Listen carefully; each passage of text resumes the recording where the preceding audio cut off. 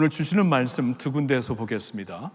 베드로전서 2장 9절의 말씀, 그리고 에스겔 37장 15절에서 17절의 말씀을 우리가 화면을 보면서 한 목소리로 다 같이 봉독하겠습니다. 그러나 너희는 택하신 족속이요 왕같은 제사장들이요 거룩한 나라요 그의 소유가 된 백성이니 이는 너희를 어두운 데서 불러내어 그의 기이한 빛에 들어가게 하신 이의 아름다운 덕을 선포하게 하려 하심이라.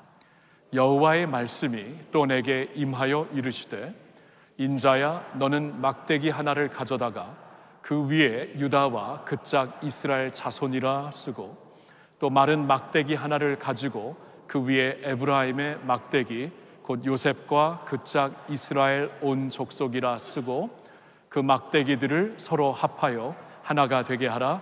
내 손에서 둘이 하나가 되리라. 아멘. 아멘. 오늘은 이제 저희 교회에서 일주일 내내 가졌던 통일 선교 주간의 마지막 날이 됩니다. 마지막 날에 이제 메시지를 전하고 싶은 것이고요. 그뿐만이 아니라 우리는 지난 3주 동안 한국에 있는 30여 교회와 함께 세일의 평화 기도를 함께 이제 하나님께 올려드렸죠. 이 세일의 기도의 또한 마지막 메시지도 됩니다.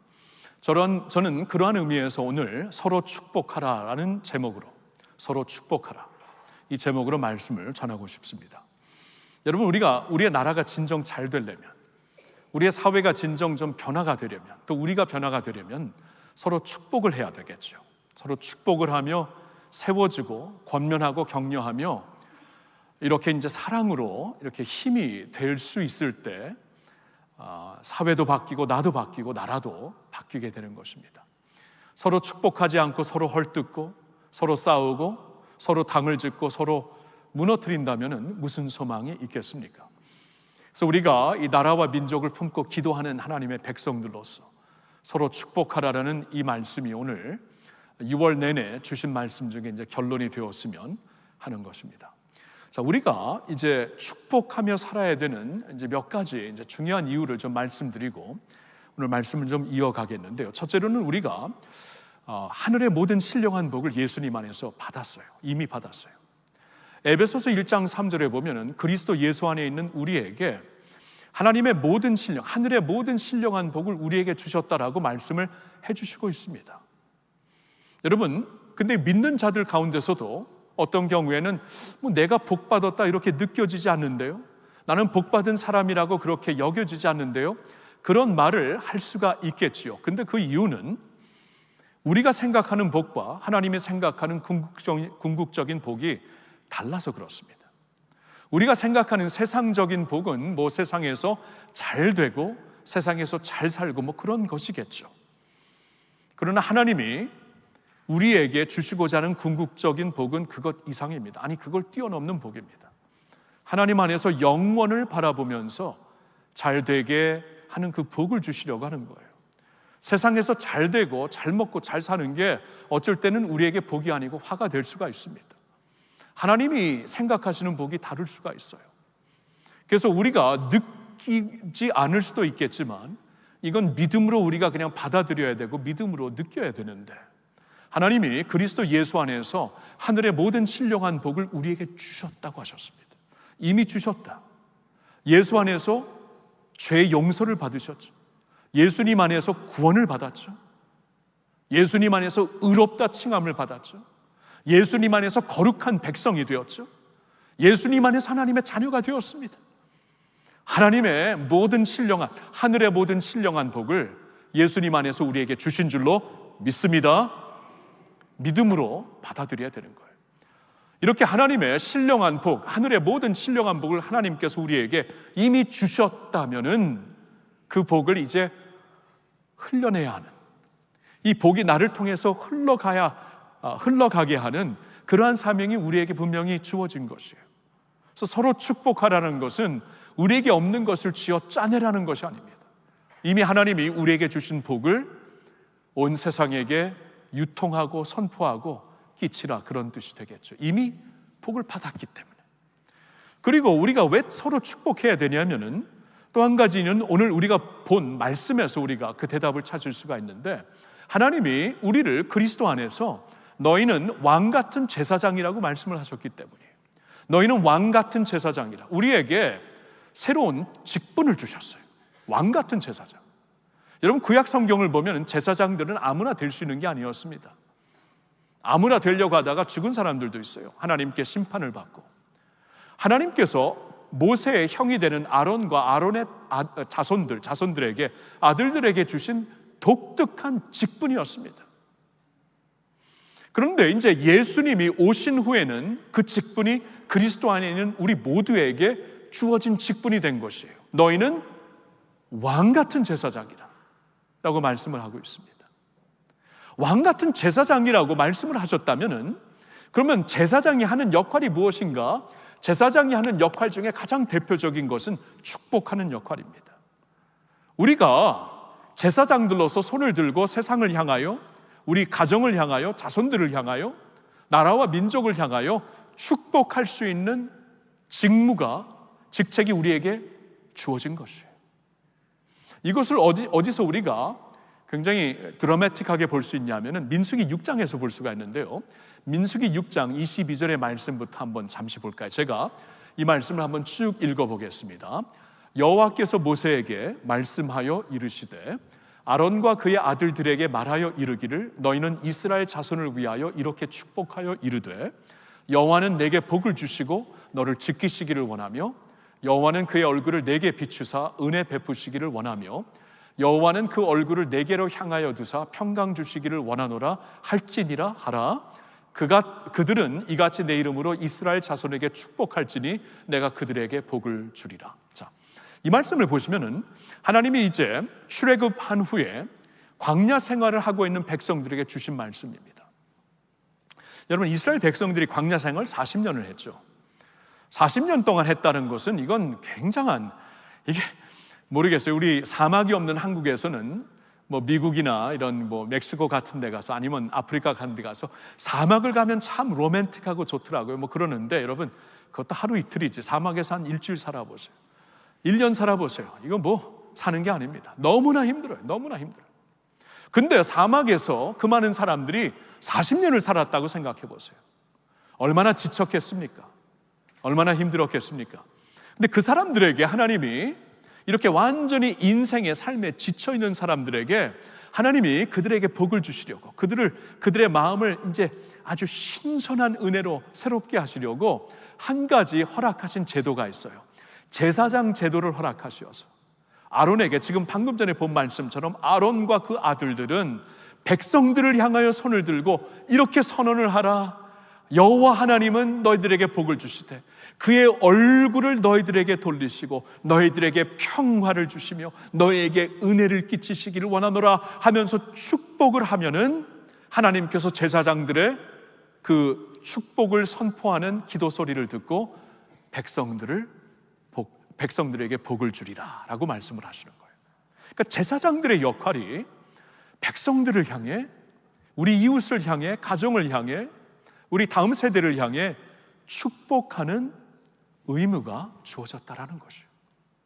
이게 바로 우리라면은, 왕 같은 제사장의 직분이 우리에게 주어졌다라면은 이 직분을 따라 우리는 축복하며 사는 사람들이 반드시 되어야 되겠죠. 그렇죠? 그런 의미에서 오늘 말씀을 여러분들에게 나누는 것입니다.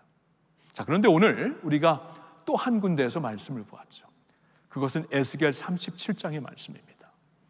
37장 15절부터 17절까지 말씀을 보았지만 사실 성경을 어느 정도 읽으신 분들은 에스겔서에서 가장 대표적인 말씀, 가장 우리가 대표적으로 기억하고 있는 한 환상, 한 비전의 말씀이 있는데 그게 37장 앞부분에 1절부터 14절에 있는 말씀이죠. 에스겔서 37장 앞부분에 있는 말씀은 하나님께서 이제 에스겔 선지자에게 이렇게 한 환상을 보여주신 것인데, 한 골짜기에 많은 마른 뼈들이 이렇게 아주 많이 마르고 수북히 쌓인 뼈들을 보여주신 그러한 환상이죠. 여러분, 이 환상은 성경을 읽으신 분들은 다 기억을 하시죠. 에스겔서 하면은 가장 대표적으로 우리가 지적하고 기억하는 말씀이 될 것입니다. 자, 근데 그 말씀에서 이 수북이 쌓인 메마른 뼈들은 무엇인가?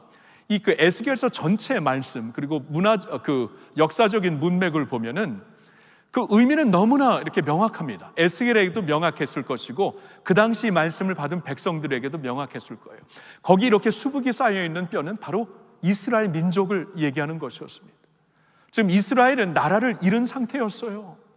바벨론에게 완전히 점령을 당하고 나라를 빼앗기고 성전이 완전히 이제 무너졌고 이제는 아무런 소망이 없이 살아가고 있는 백성들이었습니다. 그래서 하나님이 지금 환상으로 보여주시는 저 수북이 쌓여있는 뼈들을 보면서 이건 우리들이구나, 우리는 죽은 백성들과 같다, 우리는 죽은 민족과 같다라고 충분히 연결시켜 생각할 수 있는 그러한 그림이었죠. 자, 그런데 하나님은 에스겔에게 한 가지 굉장히 이상한 질문을 던지십니다. 그러니까 앞부분을 보면은 이런 질문을 던지세요. 인자야, 에스겔, 인자야, 이 뼈들이 살 수 있겠니? 뼈들이 살 수 있겠니라고 질문을 하십니다. 너무나 이상한 질문이 아닙니까? 수북이 쌓여있는 뼈, 이제 죽은 지도 오래됐고 오늘날로 말하면 이미 매장되어 있는 시신들을 파갖고 뼈들만 이렇게 쌓여 있는데 이들이 살 수 있겠니라고 질문을 하시는 의도가 무엇인가? 이게 무슨 말이에요 도대체? 말이 안 되는 질문을 하시고 있는데 에스겔은 그때 믿음으로 대답을 합니다. 하나님은 아십니다. 하나님은 아십니다라고 대답을 해요. 자, 이건 믿음의 대답입니다. 이건 뭐 반드시 살 수 없는 게 당연한데, 근데 이 뼈들이 살 수 있는가 살 수 없는가 이건 하나님만 아시죠? 왜냐하면 하나님은 살리실 수 있는 분이기 때문에. 무에서 유를 창조하신 하나님이시라면은 하나님은 분명히 죽어있는 자들도 살리실 분, 무덤에 있는 자들도 살리실 분이라는 것을 믿었기 때문에 하나님은 아십니다라고 대답을 합니다. 그때 하나님께서 이 대답을 들으시고 에스겔에게 그럼 이 뼈들을 향하여 대언하라고 말씀을 하십니다. proclaim 하라고. 하나님의 말씀을 proclaim, 대언하라. 대언을 하니까, 하나님의 말씀을 대언하니까 말씀의 능력이 있잖아요. 그렇죠? 말씀이 능력이 있어갖고 하나님이 말씀하시니 아무것도 없는 데서 우주 만물이 창조가 되었고, 예수님이 말씀하시니 죽어있는 자들이 다시 살고, 예수님이 말씀을 듣고 오늘도 우리가 하나님을 모르는 자가 예수를 믿고 거듭나게 되고 하나님의 자녀가 되고, 하나님의 말씀을 갖고 우리가 기도를 할 때 하나님께서 그 말씀의 능력으로 역사를 하시잖아요. 말씀의 능력이 있죠. 그래서 하나님이 말씀으로 대언하라 하니까 에스겔이 말씀을 대언을 하는데 이 뼈들이 움직이기 시작합니다. 서로 연결이 되고 모형을 이제 갖추게 됩니다. 그 모형 위에 가죽이 덮이고 이 근육이 덮이고 살이 덮입니다. 모형이 완전히 이루어져요. 그리고 하나님이 한 번 더 말씀하십니다. 생기에게 대하여 대언하라. 생기. 여기서 말씀하시는 생기는 바람, 호흡, 그리고 성령으로도 우리가 이해할 수 있습니다. 구약 성경에 이 생기라는 단어가 이 문맥에 따라서 생기도 될 수 있고 바람들도 있고 성령도 될 수 있는데, 여기서 분명히 하나님이 말씀하시는 것은 하나님의 생기, 하나님의 성령을 가리키는 것이죠. 생기에게 대하여 대언하라. 하나님의 영이 임할 수 있도록 너는 이제 하나님의 그 사자로서 선포라 했을 때 하나님의 생기가 그 모형에 임하여서 그들이 움직여 살아있는 하나님의 군대로 이렇게 벌쩍 일어나게 됩니다. 이게 에스겔 37장 1절부터 14절의 말씀이에요. 여러분, 여기까지는 우리 많이들 아는 말씀입니다. 그러면 이 의미는 분명히 에스겔에게도 그렇고 그 당시 말씀을 받은 백성들에게도 그렇고, 그들이 지금 에스겔이 이제 바벨론으로 끌려간 사람 중에 한 사람이었고 그들 가운데서 사역을 했던 분이었기 때문에 이 말씀을 처음 백성들에게 선포했을 때 그들의 마음에는 그들의 가슴은 뛰었을 거예요. 하나님은 우리를 버리지 아니하셨구나. 우리에겐 소망이 없는 게 아니구나. 우리 자식들에게 소망이 없는 게 아니구나. 하나님이 다시 살려주시겠구나. 우리 민족을 다시 살려주시겠구나. 언젠가 때가 되면 반드시 우리를 귀환시켜서, 귀환하게 하셔서, 돌아가게 하셔서 하나님의 약속의 땅에서 다시 살게 하시겠구나. 가슴이 뛰었을 겁니다. 그렇죠? 하나님께서 우리 민족을 다시 살리리라. 그러한 말씀으로 14절까지 우리에게 딱 그 당시에 이 콘텍스트로 보면은 그대로 임했을 하나님의 임팩트가 있는 메시지가 되었을 것이에요. 자, 그런데 오늘 본문이 그 말씀과 곧바로 이어지는 말씀이 됩니다. 그 말씀과 곧바로 이어지는데 이렇게 이들이 다시 살게 되어서 하나님의 큰 군대가 되리라, 이 말씀을 14절까지 하시고 이제 바로 이어지는 15절부터 17절의 말씀이 오늘 본문으로 제가 전했던 말씀이죠. 다시 한번 읽어볼게요. 여호와의 말씀이 또 내게 임하여 이르시되 인자야, 너는 막대기 하나를 가져다가 그 위에 유다와 그 짝 이스라엘 자손이라 쓰고 또 다른 막대기 하나를 가지고 그 위에 에브라임의 막대기 곧 요셉과 그 짝 이스라엘 온 족속이라 쓰고 그 막대기들을 서로 합하여 하나가 되게 하라. 내 손에서 둘이 하나가 되리라. 그러니까 지금 보통 사람들이 그 당시에 이스라엘 백성들이 이 말씀을 들었을 땐 우리가 소망이 없는 민족이 아니라 반드시 약속의 땅으로 다시 돌아갈 것이다, 이렇게 말씀을 받아들였을 것이지만 하나님은 그것으로 국한시키지 않습니다. 하나님께서 궁극적으로 그들을 다시 살리셔서 할 일이 바로 이것이다라고 말씀을 하시는 거예요. 남과 북으로 나뉘어져 있는 그 나라가 이제 하나가 되리라, 이 말씀을 하시고 있어요. 여러분, 이 말씀은 더 믿기 힘든 말씀이었습니다. 아니, 우리가 지금 나라를 다 빼앗기고 바벨론에 지금 포로로 끌려와서 우리 자손들이 지금 이 강대국 밑에서 노예 생활을 하고 있는데 우리가 다시 돌아갈 수 있는가? 이건 뭐 죽은 것과 죽은 꿈과 마찬가지인데 하나님이 하시겠다 와우 하고 있는데 하나님은 그것으로 제한시키지 않고 너희들을 다시 돌아가게 하여서 남과 북이 하나가 되게 하리라. 여러분, 이 말씀은 있잖아요, 역사적인 문맥으로 보면 더 믿을 수가 없는 말씀이었어요. 왜냐하면 지금 에스겔이 사역을 하고 있었을 때 이스라엘이 남과 북으로 나뉘어진 지 400년이 넘었습니다. 400년이 넘었어요.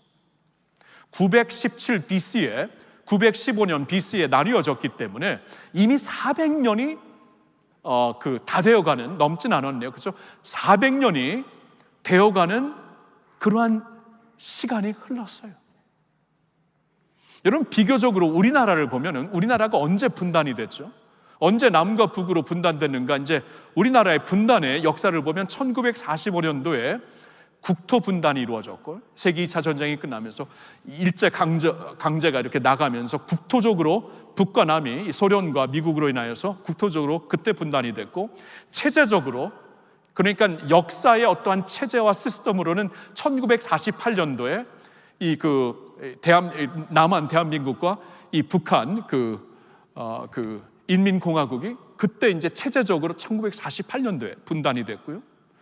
근데 민족적으로 분단이 된 것은 1950년 6.25 전쟁이 터지면서 분단이 된 거죠. 그때 아예 이것은 완전히 민족적으로 분단이 된 것이죠. 그러니까 우리의 분단은, 우리 한반도의 분단은 아무리 많이 잡아도 78년이에요. 고작 78년이 지났는데도 우리는 이 통일이라는 것이 너무나 멀리 있는 컨셉으로 느껴져요. 통일이라는 것을 잊고 사는 사람들이 많고, 요사이 젊은이들에게 물어보면 왜 우리가 통일을 해야 됩니까? 그렇게 말하는 분들이 적지 않습니다. 이 통일이라는 개념이 78년이 지났는데도 이 분단이 완전히 어떻게 보면은 고착화된 것이에요. 근데 이스라엘의 경우에는 거의 400년이 되었습니다. 거의 400년이 됐으니까 이건 이미 통일이라는 개념 자체가 없어진 지가 오래되었죠. 근데 하나님께서 갑자기 여기서 말씀하시는 거예요. 그리고 더 놀라운 것은 지금 BC 586년도에 바벨론으로 잡혀간 유다, 이 남쪽 유다 586년이었거든요. 근데 150년 전에 BC 722년에 그 북쪽 에브라임, 북쪽 이스라엘은 이미 아수리아에게 점령을 당해서 나라가 없습니다.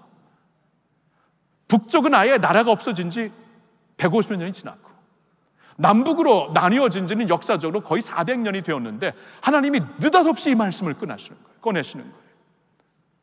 남과 북이 한 임금 밑에서 하나가 되리라. 여러분, 이거 있잖아요. 하나님이 주시는 회복은 우리가 원래 상태로 돌아가는 게 회복이 아니에요. 그러니까 팬데믹이 지났으니까 팬데믹 전으로 돌아갑시다. 여러분, 그것은 하나님이 원하시는 회복이 아닙니다. 하나님의 회복은 옛날 상태로 돌아가는 것이 아니라 하나님을 따라 동행하는 것이에요. 새롭게 동행하는 거죠. 그게 회복입니다. 옛날로 돌아가는 것이 회복이 아니에요. 이스라엘도 마찬가지입니다. 나라를 잃었기 때문에 나라를 다시 찾는 쪽으로 돌아간다, 이것을 회복으로 알고 있는데 하나님은 영 다른 이 계획을 갖고 말씀을 하시는 거예요. 둘이 하나가 되게 하리라. 그리고 더 놀라운 것은 오늘 말씀해 보니까 이 둘이 하나가 되게 하는 것은 궁극적으로 하나님이 하시는데, 하나님이 내가 너의 손에서, 에스겔에게 말하죠. 에스겔에게 두 막대기를 구하라. 두 막대기를 구해갖고 한쪽에는 남이스라엘 유다라고 쓰고 한쪽에는 북이스라엘 에브라임으로 써서 두 막대기를 가지고 둘을 하나로 한번 붙여봐라. 네 손에서, 너의 손에서 두 막대기가 하나가 되리라. 이와 같이 한 임금, 새로운 임금, 예수 그리스도로 말미암아 새로운 한 나라가 되리라 하고, 하나님께서 완전히 생각을 하지 못하고 잊고 있었던 이 통일이라는 개념으로 오늘 이 마른 뼈 환상을 우리에게 이렇게 번역을 해주는 거예요. 이걸 적용을 해주시는 거예요.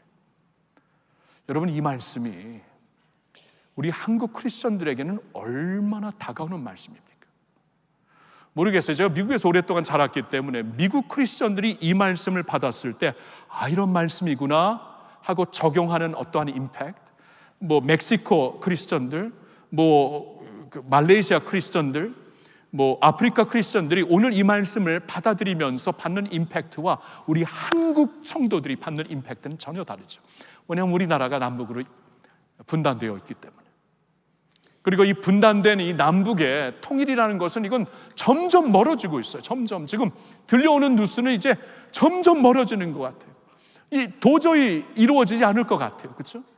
계속 이 탄도미사일 터뜨리고, 이 남한도, 우리 대한민국도 가만히 있을 수 없으니까 더욱더 강건하게 보안 시스템과 이 군대를 이렇게 침략시켜야 되고 필요한 것입니다. 통일은 점점 더 멀어지는 것 같은데, 우리의 생각에서 점점 더 없어지는 것 같은데, 팬데믹을 지나면서 이것은 어쩌면은 우리의 마음에서 없어진 개념이 될 수도 있는데, 하나님은 잊지 않으셨다. 너희 둘을 너의 손에서 하나가 되게 하리라. 여러분, 이 말씀이 있잖아요. 우리 한국 크리스천들한테는, 한반도 크리스천들한테는 정말 남다르게 다가오는 말씀이 되는 것이죠. 하나님이 하시겠구나. 이 약속을 하나님께서 이루시겠구나. 우리는 할 수 없고, 육자 회담으로 할 수가 없고, 유엔이 할 수가 없고, 어떠한 정치 시스템으로 할 수가 없지만 하나님은 하시겠구나. 여러분 믿으십니까? 하나님이 하세요. 하나님이 하실 수 있어요. 근데 하나님께서 하시겠다. 한 임금, 한 주, 예수 그리스도로 말미암아 한 주님, 한 임금이 되면 하나가 되잖아요. 그렇죠? 그 예수님을 지금 믿기 시작한, 북한에서도 믿기 시작한 이 고난의 행군을 통하여서 이 10만 명이 나갔다가 30만 명이 나갔다가 10만 명이 다시 돌아오는 믿음 때문에 가족을 구해야 되겠다. 그러면서 이미 믿는 사람들이 북한에 있어요. 그 수는 하나님만 아시지만 하나님이 이미 그 일을 시작하셨습니다. 그러니까 이미 하나님이 한 임금으로 이제 한 주님의 피를 받아 이 둘이 하나가 되는 작업을 시작했고, 때가 되면 하나님께서 온전히 이루시겠구나. 이것이 오늘 주시는 말씀이 우리에게 허락하시는 굉장히 임팩트가 있는 말씀이 되는 것이에요. 저는 이 말씀을 오늘 이 베드로전서 2장 9절, 너희는 왕 같은 제사장이다, 축복하는 사람들이다, 나라와 민족을 품고 축복을 하라, 이 말씀과 함께 연결시켜서 이 에스겔 37장에 내 손에서 둘이 하나가 되게 하리라, 이 말씀을 좀 연결시켜서 보고 싶은 것이에요. 우리가 그러니까 축복을 하라는 것입니다. 하나님을 잊지 않았어요. 세상을 잊었는지 모르지만, 우리도 잊었는지 모르지만 하나님을 잊지 않고, 북한에 있는 동포들 중에서도 지금 2,500만의 동포들 중에서도 예수 믿어야 될 자들이 있어요. 주님이 선택하신 분들이 이미 있습니다. 그렇기 때문에 그들이 이제 예수님을 자유롭게 믿고 그 믿음 생활, 복음 생활을 할 수 있도록 하나님께서 이미 일을 시작하셨는데, 그러면 이제 하나님의 때에 하나님께서 하나님의 방법으로 통일을 허락하실 텐데, 이제 그 일을 축복하는, 나라와 민족을 붙고 축복하는 하나님의 백성들로서 우리가 어떻게 이 일을 하나님과 함께 할 수 있는 것인가? 하나님께서 우리를 동역자로 부르셨거든요. 우리를 자신의 동역자, 하나님이 하시는 일을 하나님께서 내 손에서 하나가 되게 하리라 말씀을 하셨기 때문에 우리와 함께 이루시겠다는 것인데, 어떻게 그러면 우리는 축복하면서 나라와 민족, 북녘 땅까지 품고 축복하면서 이 일을 이룰 수 있는 것인가? 두 가지로만 권면을 드리고 오늘 말씀을 좀 이렇게 거두겠습니다. 첫째는 이것이에요. 첫째 권면은 우리가 믿음으로 축복하셔야 됩니다. 믿음으로 축복하십시오. 믿음으로 하셔야 돼요. 여러분, 오늘 에스겔서에서 주시는 말씀이 명확합니다. 인자야, 이들이 살 수 있겠니? 이것이 살 수 있겠니? 천만에요. 어떻게 살 수 있습니까? 하나님 지금 무슨 질문을 하시는 거예요? 이거 뭐 절대로 이해가 안 됩니다라고 에스겔이 그렇게 대답을 했다면 하나님의 역사는 에스겔을 통해 이루어지지 않았을 것입니다. 근데 에스겔이 믿음으로 대답을 합니다. 하나님은 하실 수 있습니다. 하나님은 하십니다. 하나님이 원하시면 하실 수 있습니다. 믿음으로 대답을 하니까 하나님께서 그 믿음을 보시고 이 두 막대기가 내 손에서 하나가 되리라 하고 선포를 하시는 것이에요. 여러분, 하나님이 찾는 것은 믿음입니다.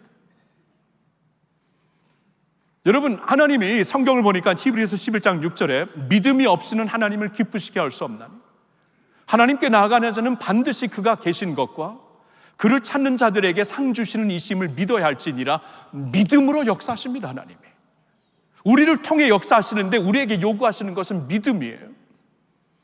그러니까 우리도 이제 믿음으로 기도를 하셔야 돼요. 우리가 축복을 할 때, 자녀들을 위해 축복을 할 때, 가정을 위해 축복할 때, 나라와 사회를 위하여 기도할 때, 북녘 땅을 놓고 기도할 때, 이 남북 통일을 위해 기도할 때 하나님이 하시면 되는 것입니다. 믿습니다. 하나님이 또 에스겔서 37장에 오늘날 한국 성도들에게는 정말 뜨거운 말씀을 주셨기 때문에 이 말씀이 그대로 이루어질 줄로 믿습니다. 믿음으로 우리가 선포하고 축복을 하고 기도를 해야 이 일이 이루어진다라는 것이에요. 믿음으로. 베드로전서 2장 9절에 우리가 본 또 본문 말씀에 하나님의 선포를 하시죠. 그러나 너희는 택하신 족속이요 왕같은 제사장이라. 그러나 너희는, 예수를 모르는 자들은 뭐 아무런 상관이 없지만, 그러나 너희는, 예수 안에 있는 너희는 택하신 족속이다, 왕같은 제사장이다라고 하나님께서 선언을 하셨어요. 그걸 믿어야죠. 여러분, 옛날 그리스에서, 히랍에서 내려오는 전설입니다. 알렉산더 황제가 굉장히 아끼는 말이 있었어요. 굉장히 아끼는 말이 있었는데 어느 날 일어나 보니까 그 말이 없어졌어요.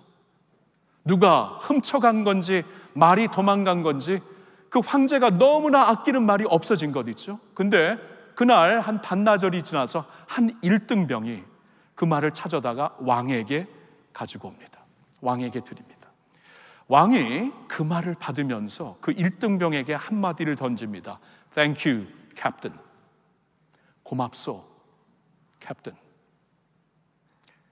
그 순간 이 1등병은 그 자리에서 곧바로 장교들이 있는 그 모임 장소로 들어가서 장교의 옷을 갈아입습니다. 그리고 장교들이 앉아서 먹고 있는 식탁에 자신도 앉습니다. 그리고 그들의 음식을 같이 먹습니다. 반나절 전에만 그랬어도 모가지 날아가죠. 근데 그 순간부터 권위를 가지고 그렇게 움직입니다. 아무도 그를 대적하지 못합니다. 왕이 말했기 때문에. 왕의 한마디, Thank you, Captain. 캡틴이 되는 거예요. 그 순간부터 캡틴으로 사는 것입니다. 담대함으로 사는 것이에요. 여러분, 이 세상에 왕이 한마디를 했어도 이렇게 모든 것이 바뀌는 것인데, 하물며 하늘의 왕이 되시는 하나님께서 우리에게 너희는 택하신 족속, 너희는 왕같은 제사장이라고 선포를 하셨습니다. 그럼 이걸 누가 아니라고 말할 수 있겠습니까? 여러분, 담대하게 축복하며 기도하시기를 축원합니다. 믿음으로 하셔야 돼요. 믿음으로. 하나님이 하셨기 때문에, 너는 왕 같은 제사장이다. 왕 같은 제사장이라는 것은 왕처럼 뻣뻣하게 그게 아니고 왕같이 담대함으로 확신을 가지고 제사장 역할을 하라 그 말이죠. 제사장으로 섬겨라, 선포하고 축복을 선포하고 기도하는 일을 하라 그 말이죠. 믿음으로 하셔야 돼요. 믿음으로 축복을 하셔야지. 자녀들을 축복하시, 그 믿음을 통해서 역사하시는 거예요. 믿음으로 나라와 사회와 이 세상을 축복해야지. 하나님께서 여러분들이 축복하는 선언을 통해서 그 믿음을 보시고 역사하시는 것입니다. 믿음으로 축복하시기를 바랍니다. 두 번째로 드리고 싶은 권면은 이겁니다. 거룩한 삶을 살면서 축복하십시오. 거룩한 삶을 살면서. 여러분, 베드로전서 2장 9절에 너희는 왕같은 제사장이다. 새로운 직분, 새로운 직무를 말씀하신 것뿐만이 아니라 곧바로 이어지는 말씀이 너희는 거룩한 나라요 그리고 하나님께 소유가 된 백성이니, 같이 말씀을 하십니다. 왕같은 제사장이라는 이 직분만 말씀하시는 것이 아니라 너희는 거룩한 나라, 정체성을 말씀해 주시고 하나님께 소유가 된 나라, 백성들 정체성을 말씀해 주시고 있어요. 거룩한 나라로서 하나님께 소유가 된 백성들로서 이 정체성을 갖고 거룩하게 사는 자들이 감당할 수 있는 왕같은 제사장의 직분이라는 것입니다. 이 거룩한 삶을 무시하고 왕같은 제사장으로 선포하는 것은 아무런 의미가 없어요. 거룩한 나라로 살면서 제사장 직분을 감당해야 그 직분의 능력이 있는 것이죠. 여러분, 우리 나라를 위해 기도할 때, 우리 대한민국을 위해 기도할 때, 이번에 그 세일의 책자를 보니까 우리 나라를 위해 기도하면서 반드시 우리가 이렇게 회개를 촉구하며 축복하는 기도를 하자라는 내용이 있었는데, 뭔가 하면은 음란 문화를 이제 대적하면서 이게 없어지기를 기도하면서 우리가 축복하자. 그리고 부정부패, 그리고 거짓말하는 그 문화, 이 세 가지를 특별히 이제 말씀에서 세 가지를 하이라이트하면서 이것이 없어야 나라가 진정 새롭게 되고 축복을 받을 수 있기 때문에 우리가 이렇게 기도하자라는 내용이 있거든요. 그럼 한번 보세요. 우리가 그러면 왕 같은 제사장으로서 우리 나라를 위해 기도하면서 우리 나라의 음란의 문화가 빨리 없어지고 빨리 이것이 그냥 그 땅으로 꺼질 수 있기를 원합니다. 부정부패가 빨리 없어지기를 원합니다. 그래서 축복받는 나라가 되기를 원합니다. 거짓말 문화가 없어지기를 원합니다. 그래서 하나님의 새로운 날이 임하기를 원합니다라고 기도를 하면서 축복을 하는데, 내 삶이 그렇게 기도하는 나의 삶이 음란의 삶이 있고 부정부패의 삶이 있고 거짓의 삶이 있다면은 그 기도가 무슨 의미가 있겠습니까? 그 기도에 무슨 파워가 있겠습니까? 아비 세대로서 자녀 세대를 위해 기도를 하잖아요. 자녀 세대, 우리 자녀 세대가 지금 이 세대에 너무나 힘들고 이 갑질 문화에, 어떻게 이 자살 문화에, 이 그 마약 문화에, 그 왕따 문화에 지금 너무나 힘든 자녀들이 살고 있는데, 그들이 피해자가 되지 않고 가해자가 되지 않게 주님 보호하여 주세요, 축복합니다 기도를 하면서 부모인 내가 갑질하고 있고, 부모인 내가 무슨 마약에 중독이 됐고 술에 중독이 되고 있고, 그렇다면은 이들을 그러한 자리에서부터 구해주세요, 보호해주세요, 이 기도하는 부모의 기도가 무슨 효력이 있겠어요? 무슨 효력이? 삶으로 이어지지 않는데, 여러분, 기도는 말로만 하는 것이 아닙니다. 삶으로 이어져야 되는 것이에요. 이 나라를 축복할 때, 민족을 축복할 때, 북녘 땅을 축복할 때, 세상을 축복할 때 우리의 거룩한 삶이 따르지 아니하면 아무런 의미가 없다라는 것이에요. 여러분, 에스겔서 37장에도 하나님이 이렇게 둘이 하나가 되게 하시어서 궁극적으로 이루시고자 하는 그 나라의 모습을 한번 제가 말씀해서 볼게요. 에스겔서 37장을 펴신 분들은 22절, 23절을 한번 같이 보시면 됩니다. 그 땅 이스라엘 모든 산에서 그들이 한 나라를 이루어서 한 임금이 모두 다스리게 하리니 그들이 다시는 두 민족이 되지 아니하며 두 나라로 나누이지 아니할지라. 그들이 그 우상들과 가증한 물건과 그 모든 죄악으로 더 이상 자신들을 더럽히지 아니하리라. 내가 그들을 그 범죄한 모든 초소에서 구원하여 정결하게 한즉 그들은 내 백성이 되고 나는 그들의 하나님이 되리라. 여러분, 하나님께서 있잖아요, 민족을 회복하시고 나라를 새롭게 하시고 둘이 하나가 되게 하시어서 이루시고자 하는 것이 이 모습입니다. 죄악이 없어지고 정결한 나라가 되고 거룩한 나라가 되게 하시려고 이 일을 이루시겠다라는 것이에요. 그리고 이 37장의 말씀이 어떻게 끝나는가? 마지막 3절을 한번 보세요. 26절부터 제가 읽겠습니다. 내가 그들과 화평의 언약을 세워서 영원한 언약이 되게 하고 또 그들을 견고하고 번성하게 하며 내 성소를 그 가운데 세워서 영원히 이르게 하리니 내 처소가 그들 가운데 있을 것이며 나는 그들의 하나님이 되고 그들은 내 백성이 되리라. 내 성소가 영원토록 그들 가운데 있으리니 내가 이스라엘을 거룩하게 하는 여호와인 줄을 열국이 알리라 하셨다. 여러분 들으셨나요? 내 성소가, 내 처소가 그들에게 있게 하리라. 둘이 하나가 되게 하는 것은 어떠한 정치적으로, 사회적으로, 민족적으로 새 나라를 이루려고 하시는 게 아니라 하나님의 영적인 더 큰 계획이 있어요. 그들 가운데 하나님께서 임하시려고, 하나님의 처소, 하나님의 성소가 그들 가운데 임하게 하시려고. 그래서 온 세상이 절대 불가능한 이 일을 하나님이 하시고 그들을 하나님의 거룩한 백성들로 만드셨구나, 이것을 깨닫게 하시려고. 거룩한 삶입니다. 변화된 삶입니다. 그러니까 저와 여러분들이 제사장 역할을 똑바로 하려면 우리의 축복이 그냥 아무런 의미가 없는 축복이 되지 않고 진짜 능력 있는 축복이 되려면 우리의 삶이 바뀌어야 돼요. 죄에서 떠나야 돼요. 죄를 버려야 돼요. 회개를 해야 됩니다. 아비 세대가 회개를 해야 자녀 세대가 회개해요. 부모 세대가 깨끗해야 자녀 세대가 깨끗합니다. 물은 위에서 흐르게 되어 있습니다. 내가 바뀌지 않고 축복이 흘러갈 수가 없는 것입니다. 여러분 아시겠죠? 시편 99편 6절과 7절에 이런 말씀이 있습니다. 한번 같이 읽어볼까요? 시편 99, 다 같이. 그의 제사장들 중에는 모세와 아론이 있고 그의 이름을 부르는 자들 중에는 사무엘이 있도다.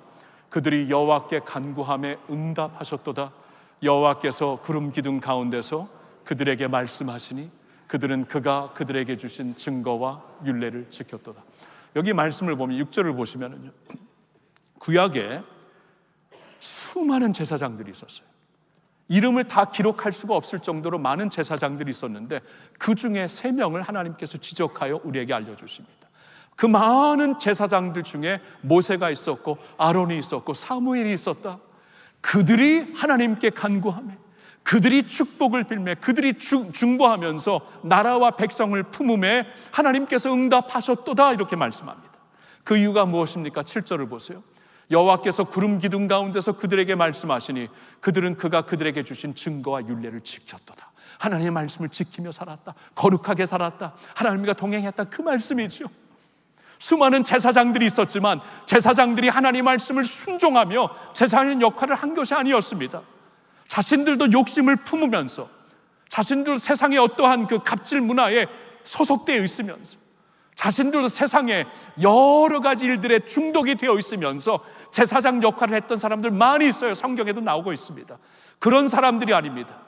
모세와 아론과 사무엘을 통해 하나님이 큰 역사를 이루셨다. 왜냐하면 그들은 하나님이 주신 증거와 율례를 지킨 사람이었다. 삶으로 보였던 것입니다. 여러분 아시겠죠?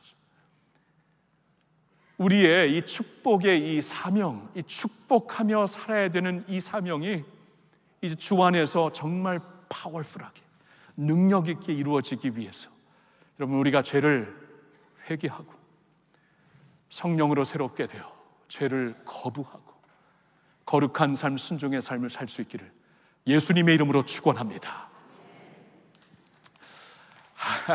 할렐루야. 하나님께 영광 돌리고요. 감사합니다. 다 끝나지 않았는데 박수를 쳐갖고 끝내야 될 것 같습니다. 오케이.